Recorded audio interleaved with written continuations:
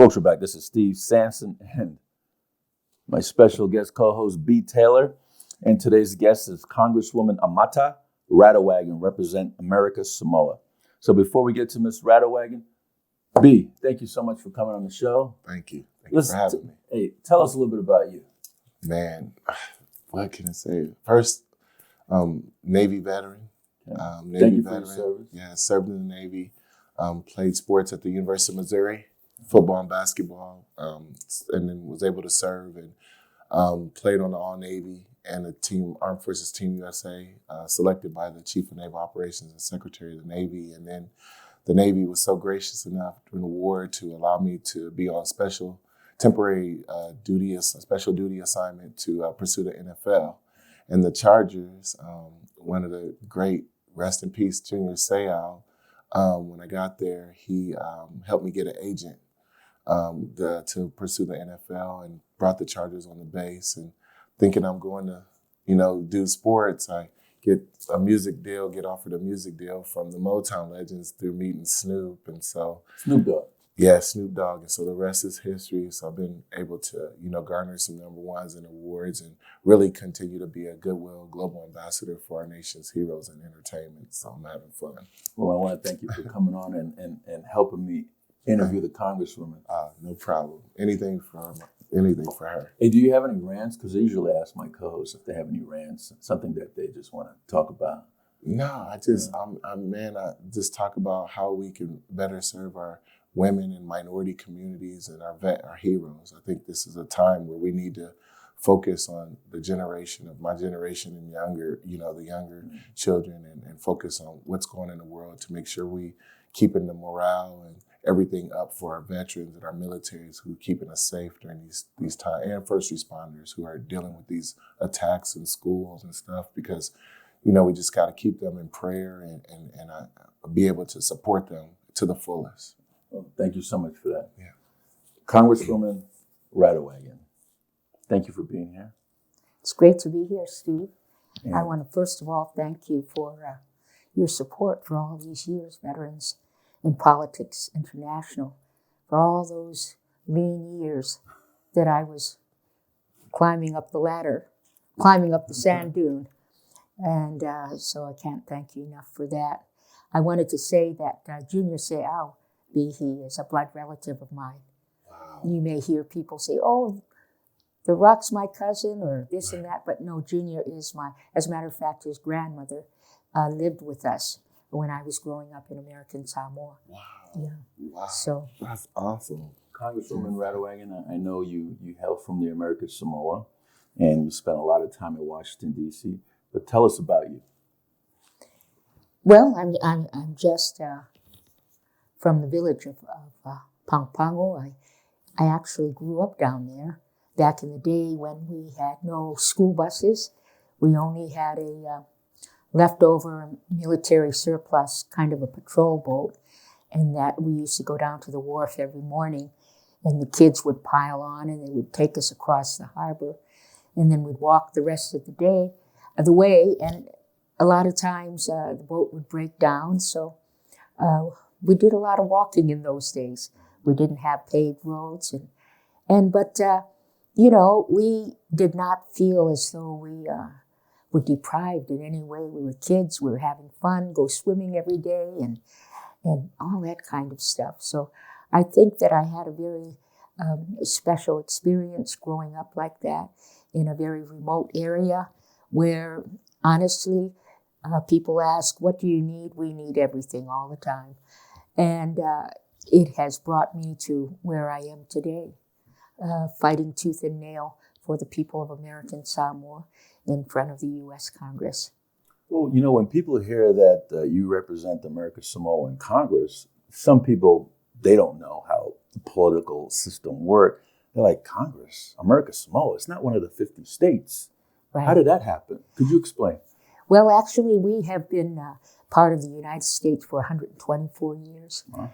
And unlike the other territories, which were all acquired by as war spoils, purchase, or things like this, we were not. As a matter of fact, Washington came down asked us if we wanted to have a relationship with Washington, D.C. And so our forefathers, they didn't speak a word of English. They didn't read or write English, but they had the right instincts. And so they thought about it, and they said, well, yes, we're very tiny, and the United States is very big, but we like you. We're nice. You're nice people. We think we want to work out a relationship with you. And of course, in return, you've got to protect us. You've got to make sure that we're able to hang on to our culture, our customs, which are centuries old, and our language, and throw in the health, education, and welfare while you're at it. If you think you can do that, we got a deal going. And so the United States agreed to all that. So we, in turn, we willingly ceded ourselves to the United States, unlike the other territories. So some of the things that the United States agreed to may seem a little bit on the un-American side, and they were done in order to accommodate our culture. And so the United States agreed to certain things, which we don't have to tell the world about because too much information or TMI, but it's all good. And we are very, very proud Americans. We're very proud Samoans, and we just have a duality. People, I was teaching out there in Central Asia, and one of the Kazakh leaders said, well, how in the world can you, because these areas were the former Soviet Union, and they said, how in the world can you relate to Washington, 10,000 miles away from Pangu Pangu, when we here in Kazakhstan, we not only don't like Russia, we can't relate to it, and the distance is just so different. Well, it is just simply we have a sense of duality inside us, and we are very comfortable with who we are. And the United States has actually helped us to hang on to our culture and customs by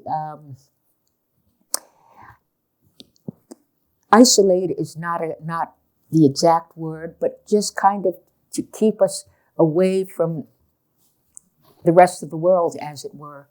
And so we've been able to enjoy our customs. We still live in the old ways down on the island. So we have, we control, this is what the United States agreed to 124 years ago. We control our borders, our customs, our immigration. All the other U.S. territories, they're federalized. They are controlled by the federal government. And so that is something people don't really understand. And so when the pandemic happened and we decided to close our borders, the governor closed the borders. And no planes could come in, no planes could go out. And that includes some federal planes that wanted to come in. And so these are things that we hold very dear to us, that we sometimes are asked by the United Nations, when are you people going to stop hanging on to Uncle Sam's apron strings, When don't you want to be something else besides a colony? We don't see ourselves as a colony. We are self-government. We elect our own governor. We elect our own member, who is, by the way, a United States representative, just like all the other congressmen in the United States House of Representatives. You sit on committee only, you don't sit on the floor. No, we do everything. You sit on the floor as We well? get everything that the states get. The only thing we do not get, the Pacific Island representatives, is we do not vote in final passage of a bill on the House floor. But yes, I'm on the House floor all the time, fighting tooth and nail. We can have a colloquy with other members. I can manage a bill. I can introduce a bill. I can debate on the House floor. And then we also vote on the floor. We vote in the Committee of the Whole. We vote on all these amendments. There was one time we were in session, my God, we had 150 amendments. By the time we went home, we could barely walk, So there are times when we might even say, maybe if we didn't have the vote, that might be good too. But no, we do vote in the Committee of the Whole. We are very much an active part of the U.S. Congress. Wow. What committees do you actually sit on? Well, I'm on the House Veterans Affairs Committee, where I serve as the vice chairman, and also chaired the Women Veterans Task Force. And then I've been under 4 committee chairmen right on that Veterans Affairs Committee. So I've kind of built up the seniority over the years. And then I'm on the House Natural Resources Committee, which also has jurisdiction over the federally registered Indian tribes, the Federated States of the Freely Associated States, the Department of Interior. And on that committee, I am on 2 subcommittees, but I also chair the task force on the Indo-Pacific.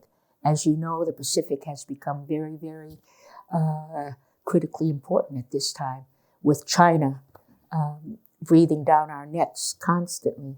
And lastly, I am on the Foreign Affairs Committee, and that is a pretty critical one. And American Samoa comes under the domestic side of things. We are not foreign, but the thing is that because of all of this that's happening with China in the Indo-Pacific, I went on to the Foreign Affairs Committee, where I'm the vice chairman for the newly created subcommittee on the Indo-Pacific. So they're keeping me pretty busy. No, that's awesome.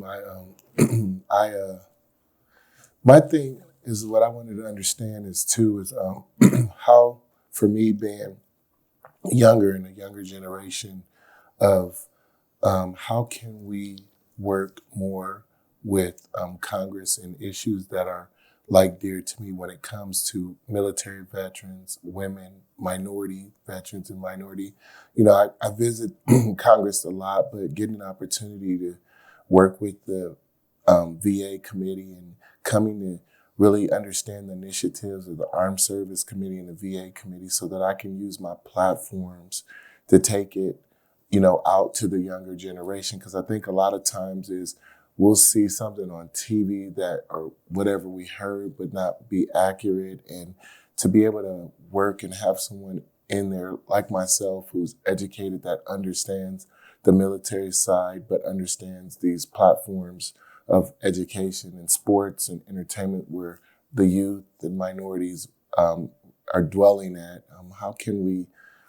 What can we do better to be in Washington to work with you guys so that we can push your initiatives correctly and they're not get misportrayed, but coming directly from you guys and be like the bridge to help more women and minorities and youth and veterans really understand what you guys are doing? Well, I can tell you that the base of my support in American Samoa, oddly enough, is the youth, the young people, much more so than the others. And then also Manua, which is the outer islands, and they are a little bit more conservative than the rest of American Samoa insofar as when it comes to the customs and things. There's certain things, the mixing of the kava and things like that, are only reserved for the young, untitled men. And but I think that I won't hold your age against you. Yes. And I think that the focus should be on serving people.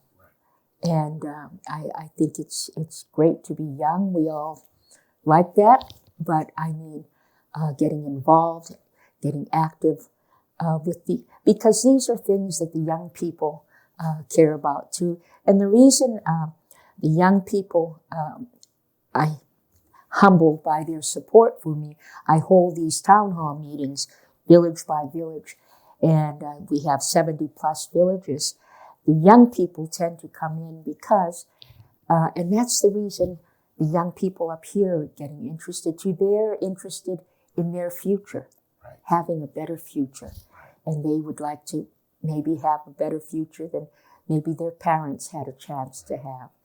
And so the voice of the young people is critically important. And Congress needs to listen to the young people because they've got a lot of good ideas out there. And they're going to take over. And I'm very optimistic, B, when I see young leaders like yourself. I'm very optimistic about the future, that we're going to be in good hands. We really are. And so I salute you there. Thank you. Thank you. How big is the veteran community in American Samoa?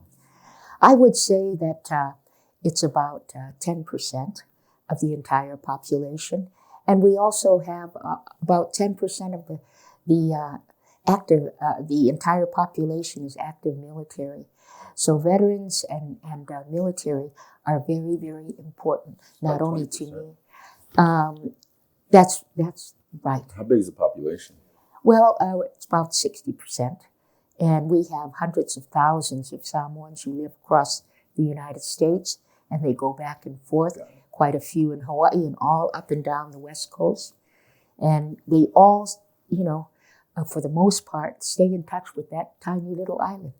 So you're a co-chair of the Veterans Affairs Committee? Yes, I'm vice chairman of the full committee. The chairman, Michael Bost of Illinois, and I work very closely together. Is there a VA hospital in American Samoa? We have the NEFH Whalemavaenga VA clinic. And Full service? Well, no, but we're working on getting more things. For the most part, our veterans have to travel to Honolulu, to Tripler Medical Who pays Center. for that? The government? Yes, the U.S. government. Oh, wow. The feds have to pay for it. And so they go for all kinds of things, whether it's brain surgery or, the less dangerous diseases. And so I would estimate that the U.S. government pays somewhere in the neighborhood of $5 million just for the plane fare to get these American Samoan veterans back and forth. And we, as the United States, we owe it to all of our veterans. Take care of them. Is there a way that later on to be able to do like a fundraiser or something to help plant in the ground to build, to bring, like for me, athlete entertainers, to do a fundraiser for the funds working with you to help build a hospital where they don't have to travel? How is it a way to we can work with something like, I know the U.S. government, facilitates that, but how could we be instrumental in helping to break ground so that they don't have to fly to Honolulu, that we have a VA right there? Well, there are a lot of good ideas out there, and that sounds like something worth exploring. And so maybe we could talk about that later on. But the United States government does have a responsibility through the Department of Veterans Affairs to look after all of its military veterans. We also have the Freely Associated States of Micronesia, which recently the United States signed a deal with them, and they are out there on the line there, and there's China, and so they are very, very important to the United States. Well, many of them they go into the military, and they become veterans too. They've got to be taken care of. At this point in time, they haven't been taken care of in terms of veterans, but they don't have a member of Congress. But I've kind of appointed myself to kind of help push along their needs and their wants. So, you're the only Congresswoman representing American Samoa, correct? Right. There's only one representative for American Samoa. And what's that necklace you're wearing? This is called an ula fala or an ula paono. This is the pandanus seed, and the tree grows wild. And when you see it, it looks like some kind of a lopsided pineapple when it's hanging up there in the tree. That's also, so that tree is used for many different things. The leaves are used we weave mats, we sleep on the mats and things like that. But these are used for people of traditional rank. A high chief wears this, and you should be able to identify that person as a high chief when you see it. Of course, if it's 2024 and you have a lot of young people out there, they just grab it and wear it. What does that mean, high chief? What does that mean? It means, you you're selected by your clan. The clan comes together, and it's done really very democratically. And people come in and they put the name forward of somebody they'd like to have as high chief. Now, talking specifically about the head of the clan, it's generally a high chief. And then the members of the family decide who they want. Somebody might suggest a name of one person, and then the other side of the family doesn't want that person. They haggle it out. Sometimes it takes years before they come to a decision. Sometimes they never come to a decision. Then eventually they have to take it to court. And then if they take it to court, the court makes a decision, and nobody's happy with that decision. So the best thing to do is always to try to, for the family to work together and try to get along, you know. It just, you can get more done with honey rather than vinegar, you know. But sometimes, you know, people want to do things the hard way. Everybody has a different way of thinking about things. And exactly what is the mission for the high chief? What kind of powers do they have? Well, it's not a question of powers. Mm. It's a question of, this is the person who looks after the family. Gotcha. And when there are palablaves or family emergencies or important occasions, then he will call the family together and says, this is what's happening. This is the funeral of so-and-so. And so we need together and get together and maybe pool our resources and see what we can do to help out the family of that deceased person. Things like that. But the high chief or the head of the clan generally pulls the whole family together. That's my job, overseeing my clan.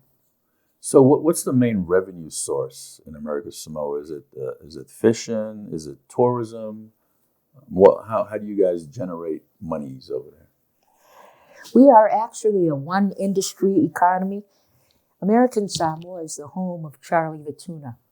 So when you see that star-kissed tuna on the shelf in the supermarket, a lot of it has come out of American Samoa. It's canned in American Samoa. Now, Star-Kissed may have other plants, but the largest one is the one in American Samoa. And one of the reasons it's there is because American Samoa is U.S. soil. And so the idea is the federal government has this Buy American provision, and they buy a lot of canned tuna to feed the military. Yeah. Why, one canned tuna is like 4 pounds. And these things go out to the military. And so the idea is that by purchasing the canned tuna from American Samoa, they are staying within they're complying with the Buy American provisions of that law. So fishing is probably... Yes. Okay. We are looking for ways to diversify the economy. Mm-hmm. There are all kinds of things that we think of, but the main thing is that we're very far away and very remote. And so we, in order to entice the corporations to come out there, such as Star-Kissed, the Congress did give them a kind of a tax break. So they're not coming out there because we have wonderful personalities or that they can get a good tan in the sun. They're really coming out there because of these tax breaks. So right now, that particular one, the American Samoa Economic Development tax credit is moving through right now, and I'm looking for a legislative vehicle for it. It's kind of the end of the legislative year at this point, but we are working hard to hopefully continue that. And it's the same with the other territories. Now, American Samoa is the only territory that doesn't have kind of a fallback. The Virgin Islands, Puerto Rico, they make rum. And so they get the rum rebate tax. So people pay taxes on the rum. The taxes go into the U.S. Treasury. The U.S. Treasury sends it back to BI and Puerto Rico, but not with American Samoa. So that's why we need that Section 30A, American Samoa Economic Development Tax Credit, to kind of keep us afloat. Who patrols your harbor? Coast Guard? The United States, yes. And so it's really interesting because I've been all over the Pacific region, and when I talk to the people and the leaders, and what is the most important thing that you'd like to see coming from the United States? And they always have two answers. They say, Peace Corps, we want Peace Corps volunteers, and we want Coast Guard. So I think the United States is becoming aware of that. And obviously the Coast Guard is there to help protect from the drugs that are coming in from the triangle there, the countries there in Central America, and they're sending it through all the way through the islands over to New Zealand and Australia. And it's becoming a serious problem in American Samoa. That's one of my things is I want to work hard to try to eliminate that, the drugs taking over our youngsters. So you've been a congresswoman for how many terms now? I'm just ending my 5th term. 10 years. So that would be 10 years, and I'm running for my 6th term. Election day is the same as all the states and territories, and it'll be that first Tuesday, I believe, in November of 2024, along with the presidential election and so forth. So in your next term of Congress, what do you want to accomplish? Well, I think that continuity is a really important thing, and that's the big reason why I want to continue, is we've started a lot of useful projects for our constituents, and so we want to continue to fight for these things. And a lot of it we've gotten done, but a lot of it more we still need to get done. And in the Veterans Affairs Committee that you co-chair on, what do you like to see get accomplished by the next term of your election cycle? Well, we've gotten quite a bit accomplished, but with regard to the veterans, it's never enough. They need more. They need more.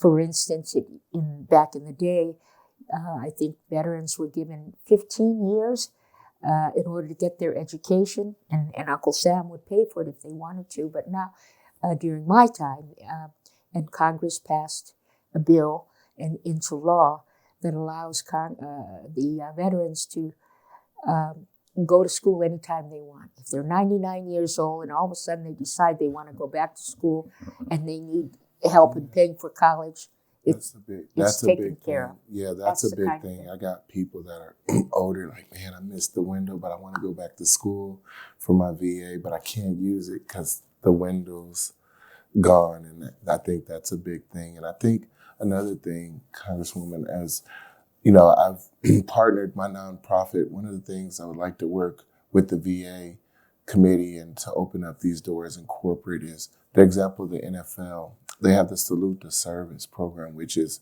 like 15, 20, it's been the same program. And so they've raised $60 million. When you see the NFL wearing the hoodies or the camouflage during the month of October, November, all of those donations and money from the NFL Foundation goes and splits amongst the USO, Bob Woodruff Foundation, Pat Tillman, Wounded Warriors, and TAPS.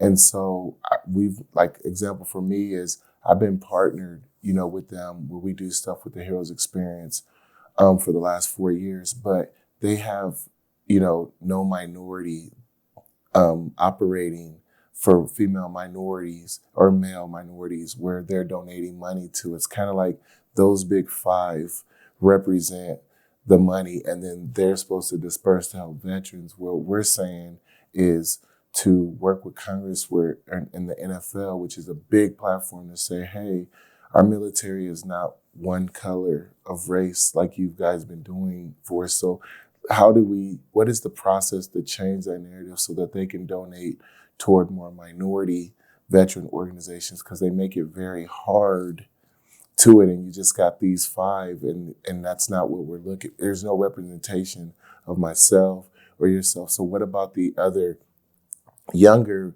veteran organizations like my nonprofit, who has 21 programs partnered with these big organizations in the wellness space and alternative, where youth and younger veterans and veterans want to do, when you have art, music, yoga, we're into those things. So it's like, my goal is to work with the VA committee to how we can structure to open up a pathway for minority veteran organizations within the NFL and corporate America, so that they disperse the funds for what our military and veteran community represents, not just all one race that's getting all the money has it been. So I would really, love to work with you, because that's been a big thing of veteran organizations when they're coming in to talk to the NFL or corporate. All of the corporations we already donate the USO, this, and it's like, that's great, but where's the Samoan, where's the Latino, where's the African American? There's no, there's no representation of that. So it's kind of like trying to encourage them to, represent the salute, the service for what we represent. So I'd love to work with you on that, because that's been a big issue, with going in and dealing with the NFL. And if the veteran doesn't have the connections like me in entertainment to even meet with them, just a regular veteran, a minority or female that's doing great work, she's never going to get into the NFL or get into it. So I feel like working with the VA committee to address these things to the NFL, to represent what we look like today, not like 20 years ago. Yes. Well, you've got a lot of exciting ideas, and certainly I look forward to exploring it and working closely with you, Bea. And I would say that you put out a lot of hope for the young people, because you do connect with them, and so you're an important link. I'm really delighted I had this chance to meet you, and this is just the beginning. We will start to work together and for the good of all the people, really. Yes, and so. Awesome. Bea, do you have any other questions? Thank you, Steve, for me, giving, like I said, Steve, if you guys are tuning in, Steve's a great ambassador for us, for the military and our veterans. He will go head to head, with anybody like myself. And it's good. And, the team that I have, from the security detail to Jason Brooks and everyone in my management, we're really about troops and veterans. So thank you, Steve, and thank you for introducing. It was great, because she's like, I feel like Congressman is like my new grandmother, man. Hey, and then I got Congressman Gus Billarakis, and I love it, man. It's just like I love it. I respect her and stuff. And thank you for what you've done for me this week, Steve, and to really be able to really strengthen and work with Washington to help make it a better place, especially, like I said, for our heroes, like they need it. And that's why I always promised them when I was on there. Never forget, I was on the USO coming back early, and guys were getting ready to ship out. The war was going on. And they said, B, man, you got a chance to go further in sports and music. I mean, we might not come back, or we might come back messed up, or something might happen to us, but make sure the American people always remember us. And that stuck with me, being in the military, that plane ride, and I always do that. So it's great to work with people like yourself and Congresswoman, that support us to the fullness. And I'm just here to use my platform so that somebody else younger could take what I'm doing and want to create this, movement.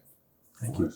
Congresswoman, do you have anything anything you want to add, or did we cover everything you'd like to say? Yes, I think we have covered everything. And because we've been having this conversation for several years now, Yes. and I'm really very humbled that you always And we're make still time together. available. And we're still Yes, together. here we are, And so, Well, I wanted to thank you guys for helping me with the Valentine's Day ball. And oh, wow. and I wanted to thank you for Congresswoman for coming out and speaking to the members and participants, and we had a lot of judges that attended and all that stuff. I like to. That was a lot of fun last evening. It was a great, successful, full house. Yeah. And Steve, your brother's funny. If you haven't seen, what's your brother's name? Romeo Ballantine. If you haven't seen Romeo Ballantine, I'm gonna introduce him to some of the comedy entertainers. He is funny, and I know Congressman can second the motion for me on he's a good guy.